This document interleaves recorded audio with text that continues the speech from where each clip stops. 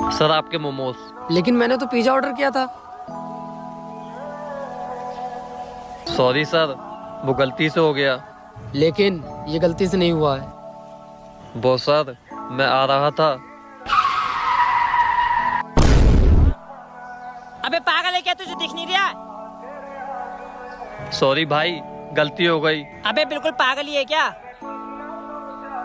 Pizza भी गिर गया और टाइम भी होने वाला है। एक काम करता हूँ, दोबारा ले आता हूँ। अच्छा, ये मोमोज कितने के हैं? 100 रुपए के। ये लो 200 रुपए। लेकिन लेकिन कुछ नहीं भैया, आप ये रखो।